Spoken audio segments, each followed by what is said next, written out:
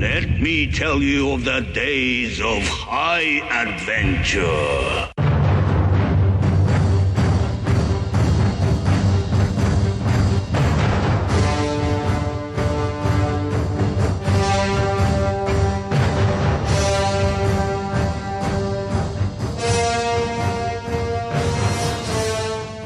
Hey, what's up, everybody? I'm John. And I'm Kevin. And this is 6 Degrees of Schwarzenegger, the podcast where we take a long, hard look at some of our favorite action movies from the era of Arnold.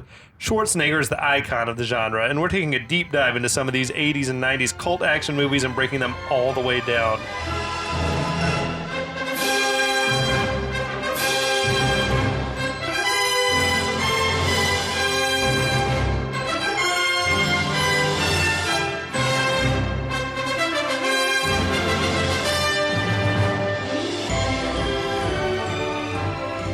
Welcome back, everyone, to the podcast. We are pleased as punch to have Kevin's friend Kyle with us. Hi, Kyle. Hi. Yes. No one should have to go through this alone. Everyone needs a friend. Or even with one companion. Yeah, we are each other's support group at this point. I kid, because I'm enjoying this movie and this podcast so far. Yeah.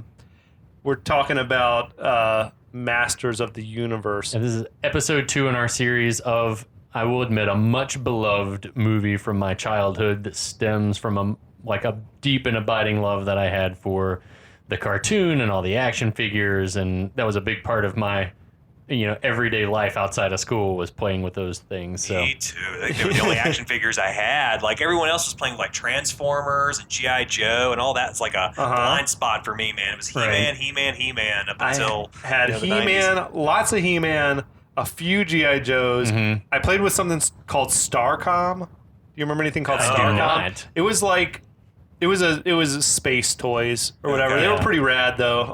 I don't know if they had a cartoon or not, but I thought we could take a moment to reflect on the origins of He-Man. Let us pray. So, He-Man, created by Mattel as a toy line. Right. They wanted an action figure toy. They had passed on Star Wars. Genius. What a great move. So they had then tried to make up for that by making deals with to have Flash Gordon toys or Clash of the Titans toys and Battlestar Galactica toys. And they all Interesting. bombed. And they realized we should just make our own thing that we own, the creative to. Now they're Mattel, their internal research. So that what little boys wanted were big muscles and power. This was the 1980s, after all. Of course, man. So He-Man was sort of inspired by the Conan the Barbarian aesthetic. Right. Is there a more misogynistic name for a character ever Than He-Man? He-Man? Had to really hammer it in there. It is, though. It sticks in your head, doesn't it? Yeah. It's effective. It's catchy. For a 10-year-old boy? Oh, sure. He-Man. Yeah, no, it's the perfect power fantasy for a little kid. Yeah. I mean, Superman was taken already, And our listeners at home would not know it, but the way that Kevin just said it, it was sort of a reverse uppercut. He-Man. pump that fist. Yeah, baby, you have to. So the toys dropped early in 1982, right about the same time that the Conan movie came out. Perfect timing. It was great timing. It was instantly popular. The original toys, they were packaged with little comic books, which I do not recall. That's where the storytelling began. Their excuse for how they had a character that looks like a skeleton or a skunk or a beast man. And they felt how are kids supposed to play with this? What's the story? What is everyone's motivation? What's the world like? What's going on here? So then they realized they could do even better with a cartoon series. Right. So that followed in fall of 1983. It was basically just a way to market the toys. Right. Right? So genius, because I think you weren't allowed to... There was some sort of rule you couldn't advertise toys during certain hours, or you could only advertise so much. And they're like, well, what if we just did a whole show that's all one long ad? That's genius. You're like, no laws against that. That guy got a raise. Dude. And a promotion. Absolutely. So the whole the Prince Adam alter ego and all that was a creation of the series. Right. It's obviously missing from the film. Right.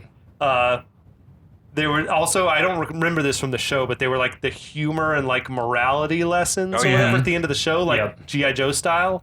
I don't recall that in He-Man, just watching it, but apparently they were in there. That was like every cartoon of the 80s, though. Yeah. Like they just to get past like standards and practices, they had to have like a lesson for kids. You're like busting heads for 20 minutes. Then at the end you're like, and don't do drugs or whatever it is. G.I. Joe also like relaunched right about this same time with the same sort of formula, like a series and a new line of toys and the little morality lessons at the end, which I fucking love the G.I. Joe show. Oh, yeah. You know, it's funny though, Kevin. I was thinking about this because you mentioned Conan the Barbarian, and I'm like, there was like a small stretch of time where barbarian stuff was like sword and sorcery was like at its apex within sort of pop culture. Like Golden Axe. Yeah, and like what was it? Ator the Fighting Eagle. I don't know if you ever saw that, or of course Beastmaster, the actual masterpiece of the genre. That was the first ever podcast that John came on. Was when we broke down Beastmaster. What a joy! Amazing, which was obviously Conan. I think was at the crest of that wave, or even the Excalibur movie, which was fucking rad. Yeah, I love that. I mean, maybe Clash of the Titans is sort of the genesis point of all of that. True. But it's interesting that like there was a small sliver of time where shirtless muscle men captured America's hearts. I mean, maybe most of them were flops, and we never looked back. Right? Yeah, no, it was amazing to me. Yeah, it isn't so much of life in general; it's just timing. Like we were at the right place at the right time with the right idea, and caught lightning in a bottle or whatever. Yeah, 100%. There was then She-Ra followed. Yeah. They had a toy line for girls. He-Man for Girls launched in '84. They had their own series, TV show that came out in '85 and has been reborn on Netflix, right? Now, the brand by 1987 had kind of plateaued, and they thought, okay, we're going to do a movie. It's going to like re-energize the brand. Didn't really work out that way. The movie like just strayed far from the mythos and the look of the cartoon as well. One would probably argue the movie may have killed the franchise, actually. I think it did more harm than good, right? For certain. They said it caused a further decline, really, in the brand.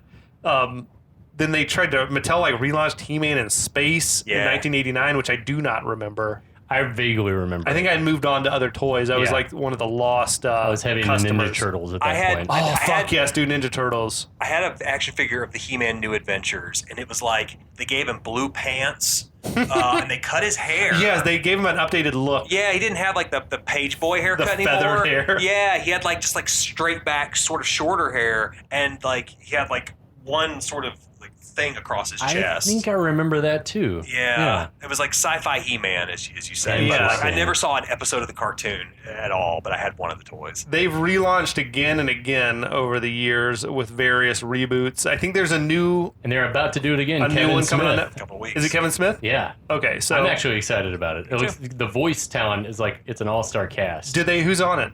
All right, so let's start from the top. So... I have no idea who's He-Man, but I know Chris Wood. He was on Supergirl. He played a character called Mon-El. So there you go. Okay. Lena Headey is in it. Who is she?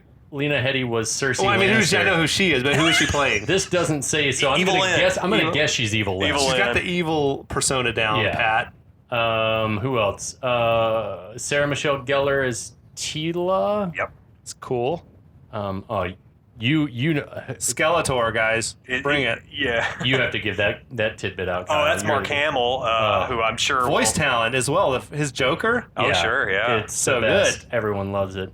So that's not a bad lineup. And then Kevin Smith helming it. So I think it's something to look forward to anyway. Do we think it's going to be for adults or for kids or both? Both. They're trying to make that. They're trying to hit that Cobra Kai demographic. I hope that Kevin Smith, after all the many lessons he's learned as a comic book lover and filmmaker, that he knows that you got to do both. A little nostalgia. A little nostalgia will, keep the ardent fans, but you've got to also appeal to a younger crowd. Guys, I got to tell you, I just saw Henry Rollins is playing Triclops.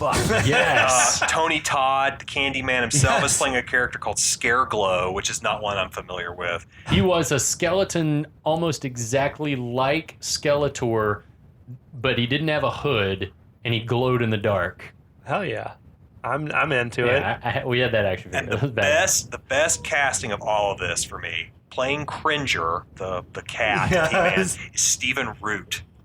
Ooh, that's fucking awesome. Did the cat straight up talk? Like, did he speak English Yeah. or did he just make noises? No, he spoke English. Cringer Okay. did. Battlecat did not speak English, but Cringer did. Stephen Root, that's awesome, dude. No. I'm here for all of this. Okay, now I'm more excited than I was Yeah, 5 minutes it's gonna be ago. good. Anyway, we got a movie to talk about I here. guess. A little Masters of the Universe. It's smart that they didn't call it the He-Man movie because he's missing in action for Yeah. 3/4 of this film. I wonder if there was more shot with him in it, and it got cut. I think Dolph Lundgren was not the actor that they thought he was going that to be. he thought he was. Yeah, it doesn't make sense that Canon would do that. Like, because this is the same company that put out like the Barbarian Twins movie Yeah. and like all kinds of shit like that. So it would be weird unless they just thought, wow, this really isn't working at all. Yeah. I think, and they probably, I don't know what they paid him, but it was probably pretty decent money. Sure. If they had him attached, like, before they started casting anyone else or got a director lined up. Anyway. Jesus. Yeah. Oh, well. So I guess before we get started on this second episode, we'll get caught up on what happened the last time. So the movie picks up with Skeletor has just invaded Castle Grayskull with his army. He's taken over. He's claimed that he's in charge of everything now. And outside, the good guys are mowing some bad guys down. That includes He-Man, Teela, and Man-at-Arms. They rescue a gremlin named Gwildor, who, come to find out, invented the cosmic key. So they use the tunnels in Gwildor's house, which inexplicably lead to Grayskull, find the sorceress, try to rescue her, to no avail. Skeletor comes in, all hell breaks loose. Oh, also, come to find out, Gwildor had the prototype cosmic key, which he brought with him. And then just as they're all about to be captured, they use it. Gwildor starts punching buttons at random. They end up on planet Earth somehow. Skeletor says to track the key to find out where they went. But back to Earth, He-Man and the good guys find that their version of the cosmic key somehow got lost, and they're all setting out to find it and figure out what the fuck happened. Well, now, Chapter 2, we pick up verse 1. exterior, Robbie's Ribs and Chicken I love restaurant. an old drive-in. Dude, I love the look of this place. Yeah, me too. It was the exact type of place I want to eat when I'm on a road trip. Yeah. Whatever. Fucking awesome. So we got Julie, that's Courtney Cox. She's inside. She's running the register, dressed in Western attire. Complete with a gun belt and pistol. She had holsters on. She was not wearing the cowboy hat that the others were wearing. Little tiny cowboy hat. I thought she looked like something out of a David Lynch movie or something. Yeah, like sure. He's Yeah. like so good at finding these fresh-faced, like impossibly gorgeous women to turn up in his things, and it's like I've never seen this person she before. Would, I mean, yeah, she could, like, she definitely could have been on Twin Peaks. Like, Yeah. replace Sherilyn Flynn or something like that. Like, Absolutely. That Yeah. or like Laura Dern out of Yeah, Blue Velvet or totally. whatever. Good call. So yeah, the theme apparently of the restaurant is country western.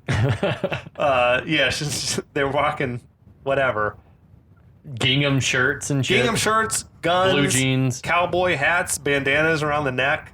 I would eat at this place though. Oh Yeah. yeah, dude. I'd never had ribs before when I saw this movie, and it made me want to have ribs. Watching it yesterday, it made me want to Yeah, have ribs. me too. Did you get Same. to ribs quickly in your life after the movie, or did it take a long It took time? a while, I guess. Ribs to me are like chicken wings. It's a lot of effort for a small reward. Yeah, it's worth it. It just depends on where you get them from. I've had some in Memphis that are like dry rub. Oh, it's the Ooh. best stuff I've ever had. I'm just not going to the right ribs places here. I need to go Anyway, to Fat Matt's. yeah. Yeah, it's a good place. Over Okay. in Piedmont. So inside Robbie's, we got Julie. She's looking wistful. She reveals that she's clocking out for her last time at Robbie's. Her friend is there. She reveals that she's about to move to Jersey. She's moving there to be with Bruce Springsteen. Did they ever like reveal like who she's going to move with? I have a lot of questions I got- about like all this that, Yes.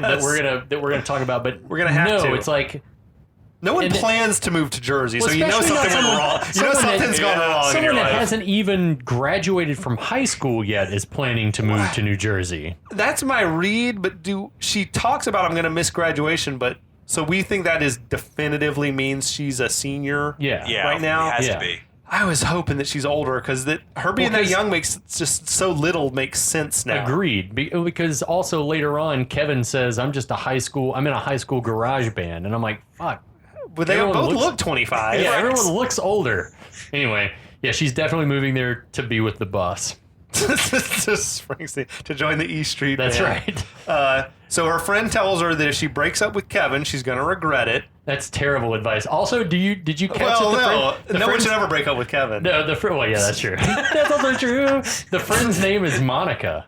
Oh, was it? I did not catch the friend's name. Yeah, the friend's name is Monica. She had like a Linda Hamilton Terminator vibe to me, the Yeah. friend. The hairstyle and everything was just Sure. that mid-'80s perm, whatever it How was. could you tell with that hat? So Julie's telling Monica then that they both changed, that everything has changed. Speaking of changing, Julie's like changing clothes right in the middle of the kitchen. Yeah. And like, that's got to be against health code. Right. Robbie's is a very small place. It is. Her friend's pointing out, well, you still love each other. the That's a fuck she valid know? point she's making. Well, at the same time that she's just like pounding a drumstick. Yeah. She was inhaling that thing. Yeah, I'm envious. Now, Julie, she just says she doesn't want to burden Kevin with her problems. Her friend says, you don't have to move, that your parents would have wanted you to stay. How the fuck does Monica know all this? Like, what do you know about her parents? And also, where are her parents? Like, We assume, it sounds like something bad has happened. Yeah. Right? Julie says she's going to move 3,000 miles away for a fresh start. For with who? Yeah. I don't know. I keep thinking it's like There's maybe gotta she's be got family, family. She has to have but that's never a cousin. spoken. No, it's never there's never said. mention of an aunt or anything. I mean, You got to uncle. give us something. Like, why not move to? And that's another thing is that we sort of establish is that like it must come from a wealthy family to be 18 years old to just be taking whatever money she's got and just move all the way across Sure. the country. I It don't know. raises so many questions. First is what's going on with Julie's denim jacket. That thing It's has got like hot. just dozens of metal studs, like Yeah. the buttons It's from a pair of awesome. blue jeans all over. It's got like that leather patch that you get on the waist up around the collar. It's fucking rad. It had, look for it that had now. belt loops on the collar. You pay top dollar for that now. You think? No. But back in that day, I bet it was like the shit. Yeah. Anyway, there's a car honks outside. It's Kevin. She's come to pick Julie up. Kevin and his cargo van are waiting out there. It's the Pretty same. sweet. It's the same exact shot that was in the Establisher. Like in the Establisher, the van was sitting there as well. Even the same customers were walking back and forth. So I'm like, they clearly stole a piece of that and used it. Right. There's a certain cool factor, I think, in having a van like that back in the 80s. Oh, definitely. It's like the Shaggin' Wagon or Yeah. whatever. It reminds me of Styles in Teen Wolf. Yes, Styles van. dude. Or in Fast Times at Ridgemont High, yeah, dude was yeah. rocking a van. Yeah. The dude playing Kevin, Robert Duncan McNeil, he looked like some type of a hybrid of like every 80s teen idol. Like if you took him into a Yes. laboratory, it was like Anthony Michael Hall plus Jason Bateman with a little Andrew McCarthy. Well, you know what's funny is as I was watching this movie, I was like, I know I've seen that guy in something else. Had you? Yeah, he was on every episode of Star Trek Voyager. Okay. He was- I never watched those. It's terrible. It would have been but- 10 years later as well or something. Yeah, probably. it was in the mid '90s. He played a character called Lieutenant Paris, and then now he's like a producer of TV shows. He like helped create Chuck and a number good of for other him. shows that are debuting here and there. So yeah, he's a big wig now. He was for him. That's bumping. awesome. He was bumping the song "Living in a Box" by the band "Living in a Box." In Their that band. self-titled single. The self-titled. Yeah, bizarre. Julie gets in with a bucket of food, and she asks Kevin. She's a keeper, man. Yes, Kevin asks, "When's your bus to the airport?" Which I feel like he should know. You would already already know that. She says it's at 8:30, and he's happy because that will allow her to come and check out his sound check. Oh my god, you guys. That shit is lame. That is lame. That's how every girl wants to spend her last few hours together. It's our shit boyfriend. It's insane.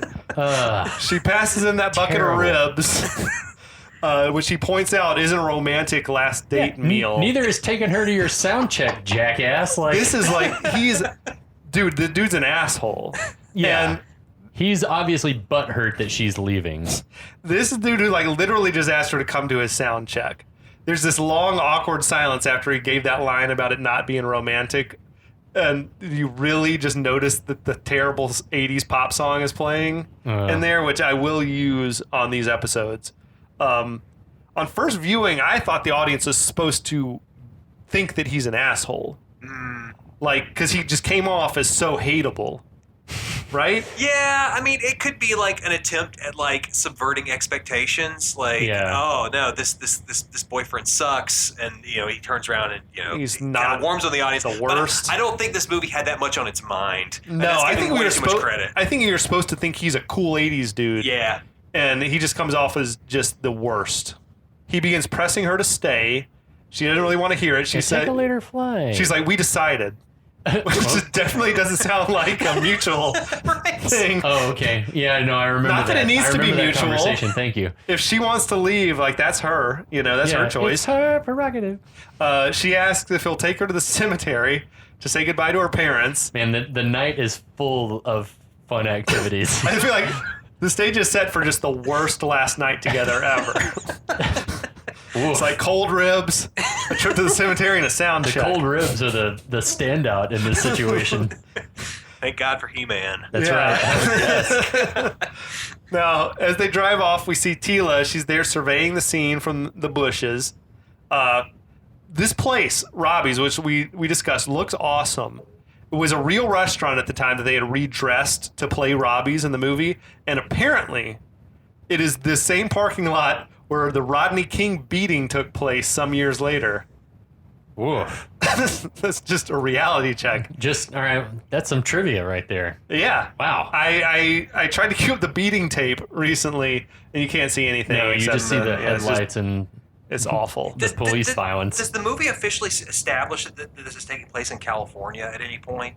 Yes. They say it. Well, they say the parents are flying to Catalina. Oh. So I just assumed, and given the terrain in that shot, like I was just like, I feel like it's supposed to be. Though on first viewing, I will say I was just sure they were in Oklahoma or somewhere, with a cow, right? like who has cows wandering Roaming around? free range cows in the valley. But you never know. But there's a lot of palm trees also. Exactly. That we see, yeah. but I did think for sure this was somewhere in the Midwest. Because who goes from California to Jersey? Rich kids. To reinvent myself. She's doing a reverse LaRusso. Oh man. So Tila, hiding in the bushes, she hears a noise. She quickly draws her blaster, and she is ready to kill. It's Duncan. It's her dad.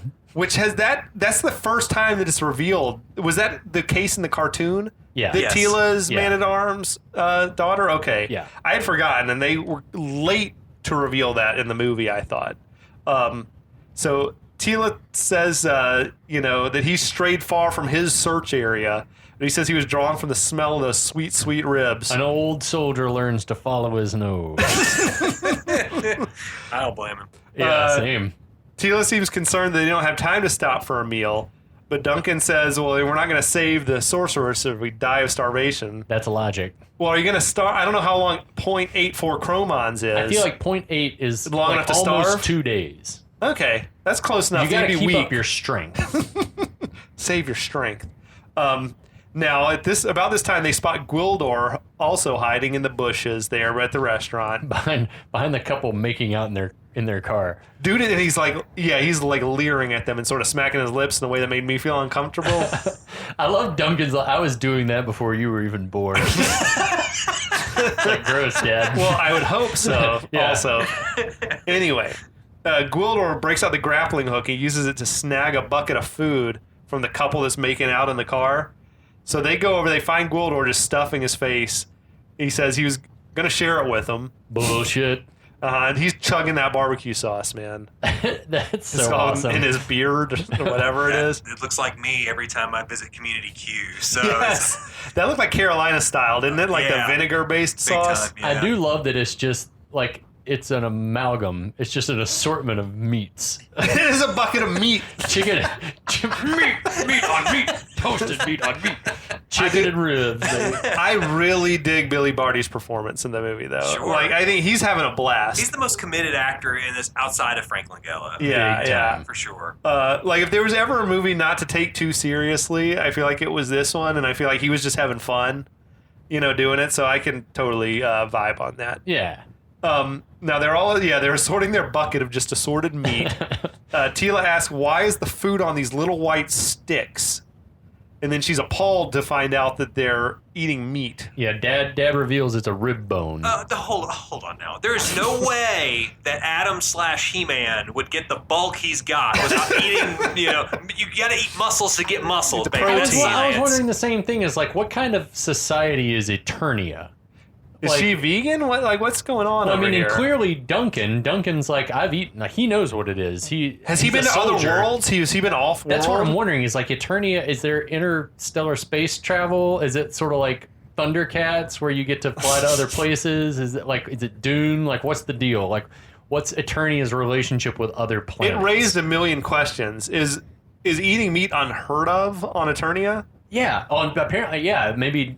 Are they eating these weird, boneless, fleshy creatures? They're like the fun are just like flopping around. All their animals like jellyfish.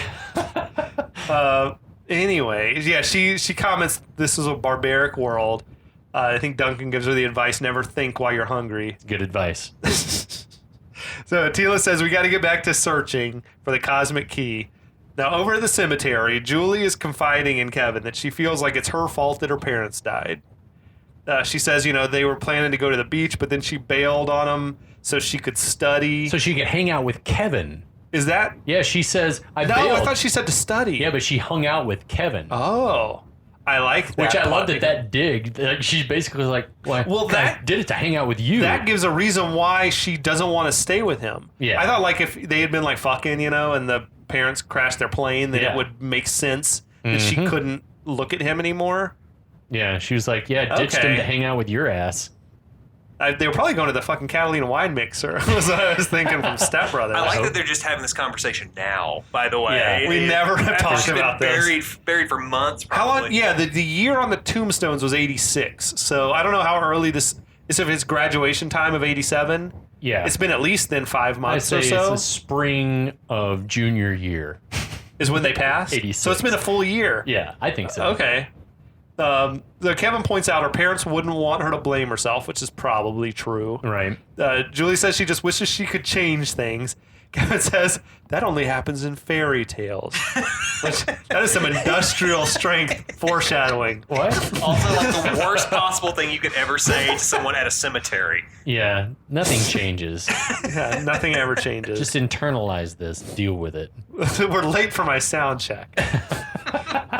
We gotta get to the high school, babe. So as they're going to leave, they stumble upon the cosmic key. It's like in a crater in the cemetery. Beeping and glowing and throw it up steam. Yeah, how did shit wind up there? We don't quite know. It's not for us to know. They're both immediately intensely happy. Whoa! And excited. What the fuck is this thing? Wow! I get because he's a douchebag who doesn't really care about her parents, but she was immediately thrilled at finding this thing. That's whatever it is. The quality of Gwildor's design. The tone of the scene just changed on a dime. Yeah. Dumbass Kevin, he says it's a Japanese synthesizer.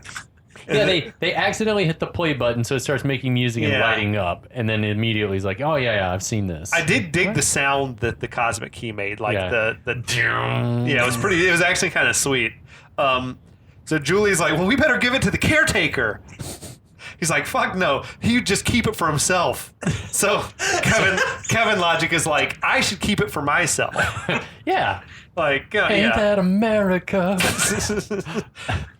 We cut back to Eternia. Evelyn is telling Skeletor that the cosmic key has been activated. They've got a bearing on the location. How close? It's within a parsekion. Okay. Whatever the fuck that means. That's also just straight Star Wars plagiarism, right? Parsekion. Anyway, Skeletor says get a lock on that location and send a team of mercenaries. So I think it's parsec eon, which even doesn't make even more sense because parsec eon, an eon of parsecs. That's the long. It'd be a long way, right? Anyway, yeah, it doesn't make any sense. Now back on Earth, He-Man is kind of skulking around. Where the fuck has He-Man been this whole missing. time? It's the most conspicuous looking shit you can imagine. He is in a residential area dressed like that. He's a jacked 6'4" dude with a cape. a sword, and a pair of bikini briefs. And he's like trying to blend in. Now, at the high school. and that's it. That was all that was He-Man it. you get. That was what we get for now. That's Okay. our dose of He-Man. Thanks. At the high school, Kevin is playing with his synthesizer while Julie looks bored. Sounds right. Kevin sucks. He's like a child. I have to say though, his setup is badass. You were digging it? Yeah, It's it's a insane. Fender Rhodes and the Rhodes Chroma Polaris, which you can't find. Like you can find the circuit board for it, like rebuilt circuit boards, but to find that keyboard, the one that's on top that he's playing on, is almost impossible to find. So is he now. another rich kid? Probably. Or is he making bank? He with might his be a sweet band? hardworking His musician. band, Illusions. That's a great '80s band name. The director right? said that was the name of his high school band.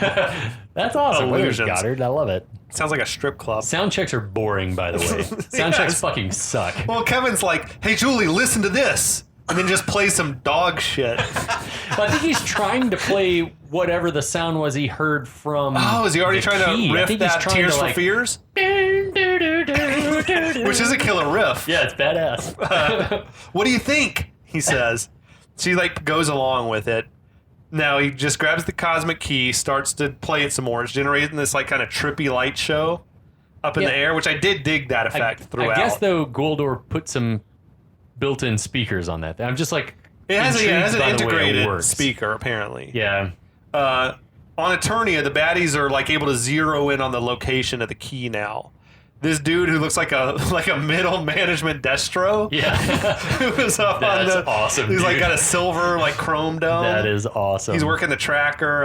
Gestros. That's amazing. Skeletor asks Evelyn if she's assembled the mercenaries, not noticing that they're standing right beside him already. Yes, sir. Like they are right there.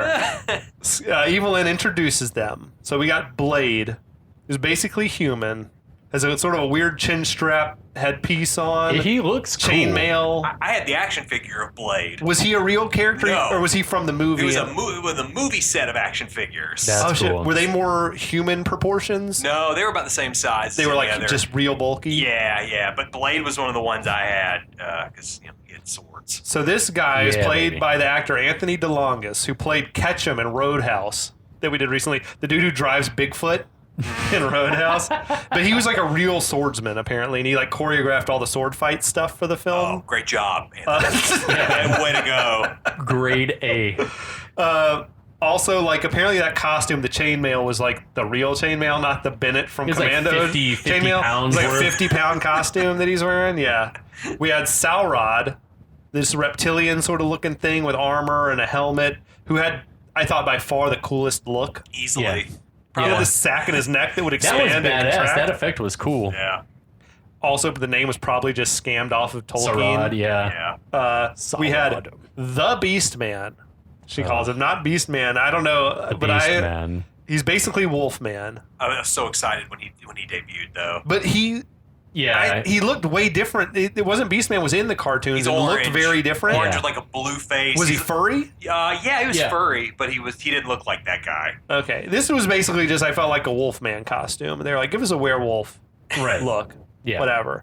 And then Karg, this kind of diminutive monster with the insane like white mullet. And he's got like a jagged hook He's got a hook. hand. I Like think we assume that He-Man he battled He-Man and lost that hand. Maybe. I think the same Yeah. for Blade's missing eye. I have, Yeah. to, I have to be honest with you guys. I sort of feel like these were all character costumes that they just had laying around. Totally. And they were like, Definitely. Lazy. let's put that guy in all the chainmail from some other night movie we were working on. But I dug Karg's like whole weird vibe that he had, to be honest. Like he was his furs and things. that he's everything wearing, about him, yeah. like he kind of worked for me. Whoever that actor was really doing it for me. So Skeletor tells him, bring He-Man back before moonrise. Tells him, go down to Earth, get the key, kill the others if you need to, but bring He-Man back alive. Whatever. He doesn't want He-Man to be like a martyr figure or some shit. Right. They're standing in a completely different order than they were moments ago as he's like addressing them, but that's neither here nor there. It's He fine. says, open the door, do not fail me, sends their asses through the portal or whatever. Right. Now, back at the high school, Kevin's continuing to marvel at the cosmic key. He wants to take it to his friend Charlie, who runs the instrument shop On in the town. night that his girlfriend is leaving town. On the night his girlfriend, who he ostensibly doesn't want to leave town, is supposed to leave town. Can't wait till tomorrow. Yeah. Gotta show No, Charlie we now. gotta take it to Charlie Isn't the now. prom supposed to be starting soon as well? It can't be that night. The prom? Do you think it is? Oh, yes. Really? Yeah. Okay. Later on, like, prom goers are there. Yeah, I don't know Oh, why shit, I he would didn't be doing. realize that. I don't know why he'd be doing sound check the night before. You I don't know. I don't started know, thinking of like but- weird things about high school and just like leave your equipment set up overnight. I Get it tomorrow. could. I mean, it would make more sense actually. I think, but it is supposed to be prom night. I also Okay. think. Note that Kevin was also not planning to take Julie to prom. Apparently, he's like, no, I gotta play. Illusion's gotta play. You'll, man the punch bowl or whatever. But so yeah, Julie tells him go ahead. She'd rather be alone to say goodbye to the empty high school gym. I mean, you do you, girlfriend. Spend some time with your memories. Whatever. Yeah, this is where she says she's going to miss graduation, which I Right. guess does mean they're seniors. right. Like, he definitely seems older. Could he not be a graduate and she's still a senior? Maybe. Yeah, I guess so. It's possible. I don't know. If they're still in high school, it raises so many But questions. how is he making enough money gigging? He's a like, rich where they- kid, I guess so, think. yeah. That's my take. Yeah.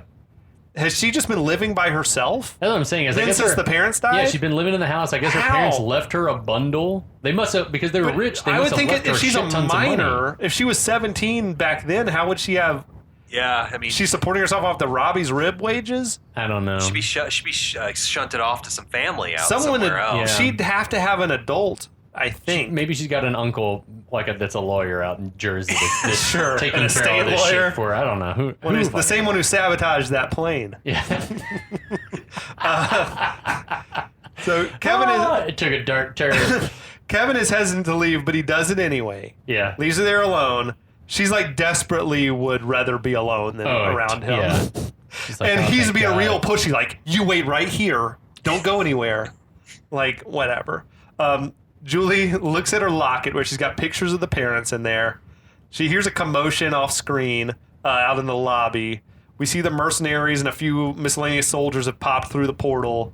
Julie thinks maybe it's Kevin playing a prank on her. Or Carl the janitor. Carl the janitor. Play a prank on a student. That'd be fucking twisted. But anyway, Carl's an asshole. out in the lobby, we got the custodian, Carl. He pops out to investigate the commotion, and he just gets dealt Hey, with. you can't be here. Wolfman, like, roughs him up. It's odd that the custodian's wearing a letter jacket. Right. He went to school Creepy. there. He went to Central Oh, no High. doubt. Still living his He's like Al Bundy. Like, I scored 4 touchdowns in a touchdowns. high school football 4 game. touchdowns. It's a state record. Yeah, they throw Carl through the door and burst into the gym area. Right. Julie runs to take cover behind the stage. I feel like if this happened to me, my reaction would be like, just what is this LARPing bullshit? Like, do you assume there's real creatures and monsters? This is the point where I get like extremely disappointed in the scope of this movie because it's like you go Yeah. from like Universal, Eternia, magic stuff that doesn't make any sense, but at least like it could tickle your imagination a little bit to dudes in costumes walking around a high school gym. And It's like Dragon Con. It feels like Dragon Con. Yeah, it feels a little cheap. So Saurod and Beastman just start shooting at her. They start a fire in the gym. I love that the theme of the prom seems to just be anywhere but here. Because there was like a Big Ben, an Eiffel Tower, Yeah. pyramids and palm trees and, Right. a pagoda. Yeah. There's like the Leaning Tower of Pisa is in there. Fucking weird, dude. Karg says stop shooting. She might be able to lead us to the key, you Oh, guys. yeah. Good call. He's the brains. Now, as they surround her, Julie, she scurries under the stage. I love the shot of Beastman tearing through the streamers and tinsel. Like the up shot of him as he's like waving violently at the tinsel. It's like, what? Blade is just stabbing at her blindly, like through the stage. Right. So I think the orders of don't kill her have just gone out the window. Also, they're back to kill mode. She throws that bucket of ammonia or whatever in Wolfman's face, or Beastman's face, the yeah. Beastman's face, and then escapes. Outside, He-Man hears Julie screaming for help. He runs to her. Julie flees into the junkyard. Is anyone No else place safer. Is anyone else dubious that the junkyard is right next door to Central High School? I don't know. This is like Backlot USA. Oh man, guys, I love a good backlot, especially one that like uses the same sets over and over again. Yes. That's rad. I'm a fan. So the baddies just follow her into the junkyard. They're searching for her in there. He-Man finds her and scares her, but he convinces her that he's here to help. He was like, "Don't." He had a weird delivery. It was just that, "Don't be afraid." Well, it's because it sounds like he can't speak English. Like English is a second language, which maybe it was for. I think he had a Swedish accent. Yeah, he had a 'cause pretty he's heavy from- accent at the time. He's like, "Don't be afraid. Don't be afraid. I won't hurt you." I won't hurt you." He's just a big jack dude in his underwear who just grabbed her, though. But it was like that dude we talk about every Schwarzenegger movie.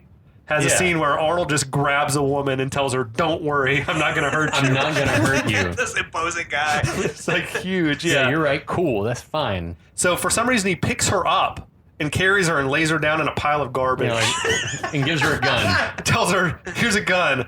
Defend yourself." Why did he pick her up? I don't know. I don't know either, man. Not like, come over here and sit down. I will set you amongst the garbage. So, he easily takes out Stormtrooper number 1 and grabs the dude's blaster and then just starts laying waste. Again, to the whole weapons army. are all so big and clearly very heavy. It's like he's struggling He's to like wielding them. Oh god! So Saurod's about to shoot He-Man, but Julie notices and she shoots Saurod, whose armor maybe saved him. I guess. I thought he shot the gun out of his hand or something. She shot the gun out of his hand, or he shot the gun out of He-Man's? He shot the gun out of He-Man's hand, and then she shot Saurod, and it like banked and caught him, and he fell or something. Okay. I don't know. I don't know what's happening. But yeah, Beastman grabs He-Man. They start to grapple a little bit. He-Man knocks him down. Blade pops out, gives a little display of swordsmanship. I've waited a long time for this. See, I think He-Man took that eye. Yeah, a lot of unwritten history. There's a lot of It's backstory implied, here. yeah. Waiting for the prequels still. He-Man, he bests Blade with ease, and then he beats up Saurod. He stops Karg from taking Julie by just throwing his sword at him, which there's really no reason that would stop Karg from just grabbing her, though. Still, it's like, the sword! Let me just we run don't know for what the it. sword's power is. Now, just then, Duncan and Tila show up. They run in shooting. The 4 mercenaries, they retreat. He-Man tells Tila and Duncan to follow those baddies because they must have a portal back to Eternia. Right. Which is a good point, right? Yep. Is the portal just open in the high school somewhere? It has been? It has opened to in be. the lobby. They don't have a key No. to get back. Nope. So I guess the portal is just sitting there open. Anyway, He-Man tells Julie he needs her help. Cut to Charlie's music shop. Kevin has arrived. He's just Jimi Hendrix is blasting, which caught me off guard. Yeah. So I'm like, wait, yeah, this is a weird music choice. Like you have a good song, like a classic rock that seems like it probably would have been Charlie's got expensive. good taste. Well, yeah. But it's like looped. It's like the same like 10 seconds. Oh. Do you remember when Kevin said he was going to be gone for 15 minutes? Yeah. Like however long ago that was. Charlie says to him, "I heard you were good last night at Club Zero." And Kevin's like, "Thanks, no man, we're gonna be better tonight." See, so prom is At the tonight. prom. At the You're gonna prom. rock this high school prom. A waste of time, though, the viewer's time. Just Yeah. weird lines Yeah. that amount to nothing. We're supposed to respect him as a musician now. His I chops. Charlie thinks he's good. Yeah. Kevin, he shows him the cosmic key. Charlie just immediately bullshitting. It's like, oh, I've seen these before. It's Japanese. What? Bullshit. Is he just pathological liar? Like, I don't know why he leaps straight to lying about it. Oh, Charlie. But they have the same line of thought that it comes from Japan. All the best Yeah. stuff comes from Japan. That's right. This is the 1980s. Kevin assures Charlie that he's wrong and shows him how it works.